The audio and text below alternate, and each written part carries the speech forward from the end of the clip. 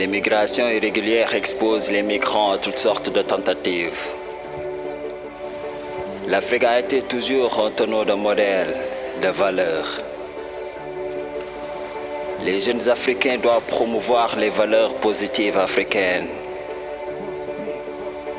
Je préfère rester chez moi que d'aller aventurer. Big Makhou Jolof. Parle avec la jeunesse africaine. Ñu jëriñ suñu réew te jëriñoo suñu réew. Wàññeeku na dematuma ndax jaaratu ko. Wàññeeku na dematuma ndax jaaratu ko. Dootuma dégg yoonu suuf géej ba déggu si. Budul rappalaan waa Babylone duñ ma gis bay déggu si. Wàññeeku na dematuma ndax jaaratu ko. Ñàkk a tax ñu xatal ma. Ça, c'est une campagne qui se déroule dans tous les pays, dans tous les Sénégal. On a commencé à Dakar, on a continué à Kaolack, nous avons fait Tamba, Kolda, on va terminer à Sédhiou. Ça, c'est une campagne de sensibilisation contre l'immigration irrégulière. Nous sommes ici pas pour vous dire de ne pas partir, parce que pour nous, c'est très important de vous informer de ce qui se passe dans la route entre ici jusqu'à l'Europe.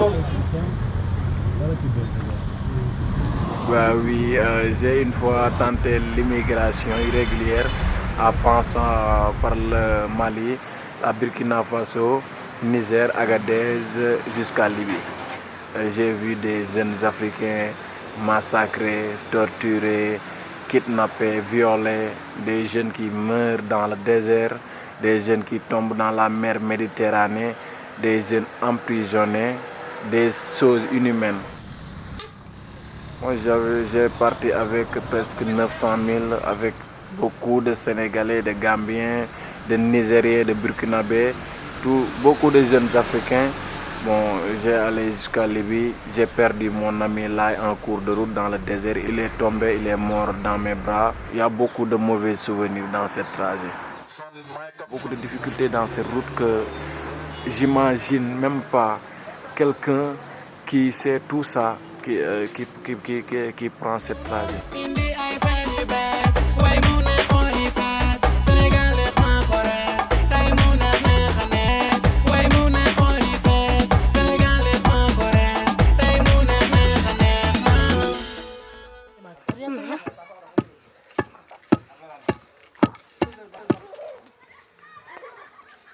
Comme correct ki loo wax ni rek affaire tukki yi parce que damay dégg yeneen saa ñuy wax yoon bi daa jafe waaye am na naar yi dañuy maltraité ñit yi si yoon bi mais loolu kay man sama yoon nag si bu soobee yàlla bu fekkee am naa dara bu yàlla fekk na mun naa ñefe dem loolu dara quoi parce que doomu góor kay lu ne dañuy am si waaw loolu kay may dégg ñuy wax kay yeneen saa yi ngi traité ñit yi si yoon ko waaw man kay lu may wax rek bu soobee yàlla kay lu muntu doon maa ngi fii d'abord waaw kenn xamul yàlla lu muy def waaw mun na nekk benn jour nag ma yëkkati yoon bi lu mu nekk si yoon bi naa ko muñ parce que may gis sama yeneen classe ñuy dem waaye yenn cas yi ngi leen dal si yoon bi quoi waaw xam nga yenn saa ñu doomu góor kay boo gisee yenn sa kay tamit da ngay muñ loolu nga dem waaw loolu dara quoi mun na nekk sa yàlla bu la wërsëgee mun na nekk nga dugg boo duggee nag finalement jeex na ko voilà.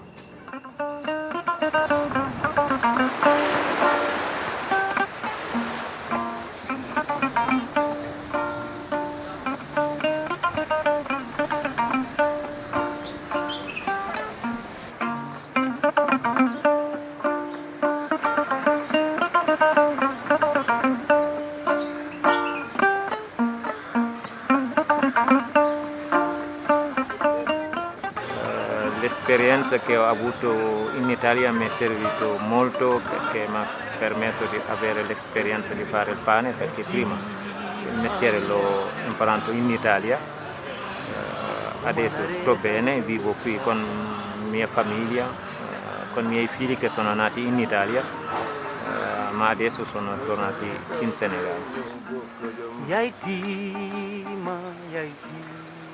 Noi possiamo nutrire l'Europa, altro che autosufficienza.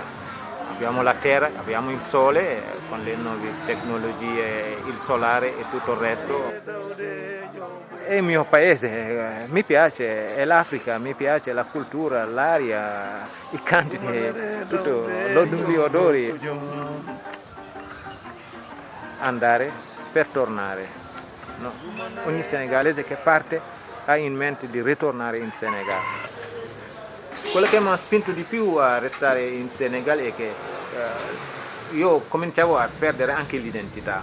Okay? Quando sono in Italia sono straniero, arrivo in Senegal sono straniero perché mi considerano dall'altra parte, quindi ti manca l'affetto, ti manca, non riesci a trovarti un equilibrio giusto, allora gente che vedo, l'aria che respiro, i canti che sento, gli odori, tutte queste cose mi mancava. Questo mi ha spinto a restare in Senegal perché qui sono chez moi.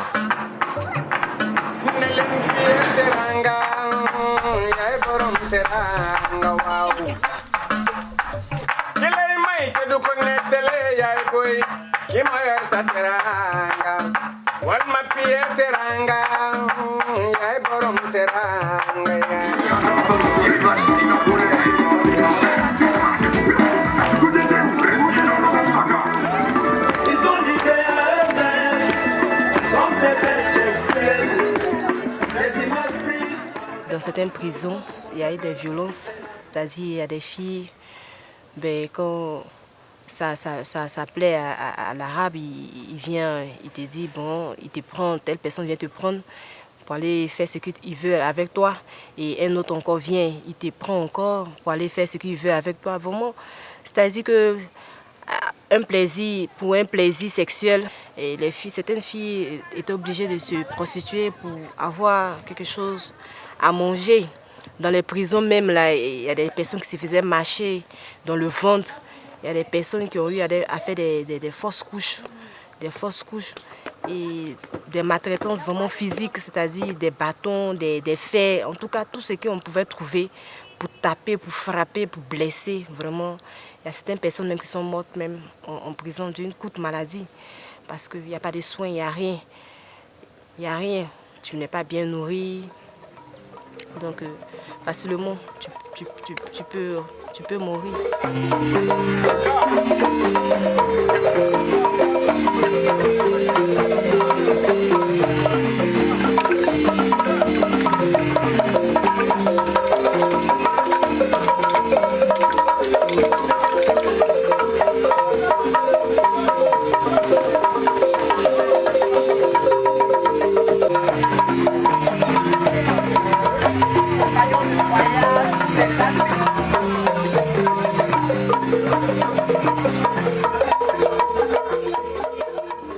La prison, en tout cas, c'est la jungle, la prison, parce que la nourriture, c'est les petits morceaux de pain qu'on vous donne et une boîte de sardines pour 3 personnes.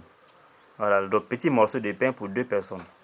C'est très dur parce que les femmes subissaient des violences sous nos yeux, sous les yeux le regard des enfants.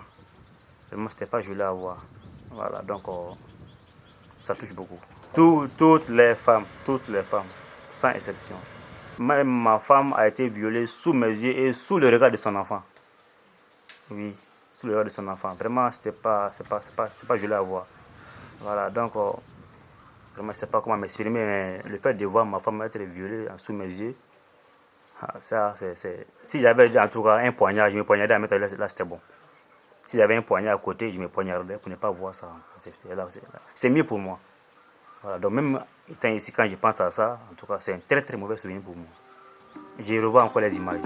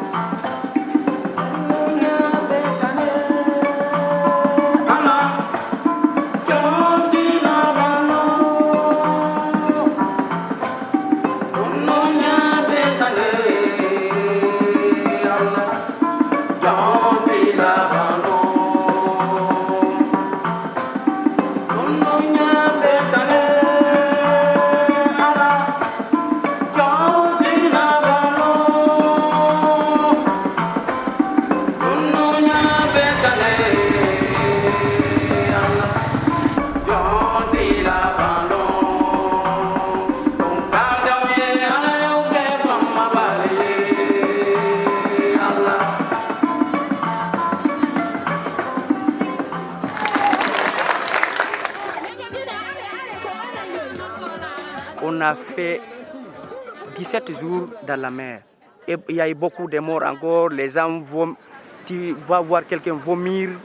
Il y a la diarrhée. Il y avait tellement de souffrances. Beaucoup de morts de faim. Et la soif, surtout la soif. Les gens même appelaient aidez-nous l'eau, aidez-nous l'eau, aidez-nous l'eau. Mais comment gagner l'eau? L'eau était finie. Oui, ils ont eu la souffrance, ils ont eu la soif. Comment trouver l'eau? On ne trouve pas l'eau. On est dans l'eau, mais on n'ose pas toucher l'eau. Tu vas voir l'intéressé, pleurer, aidez-moi, aidez-moi. Comment tu vas aider ton ami? Comment tu vas aider ton petit frère, ton grand frère? Il va pleurer jusqu'à mourir devant toi, tu ne peux pas. On payait à 400 000 francs CFA par personne.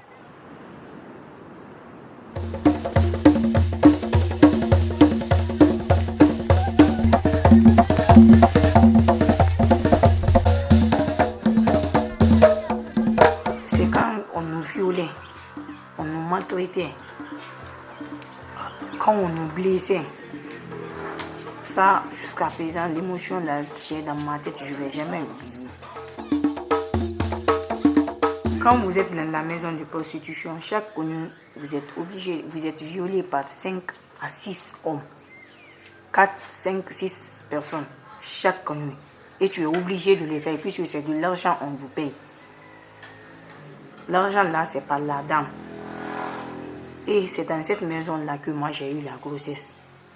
Je suis tombée enceinte d'un bébé dont je ne connaissais même pas le papa.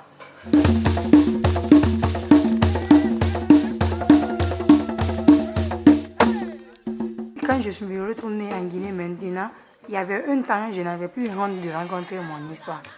Et quand j'ai commencé, j'ai dit à ma maman maintenant ce qui s'est passé, tout mon trajet. C'est vrai que l'aventure, oui, c'était un rêve pour moi.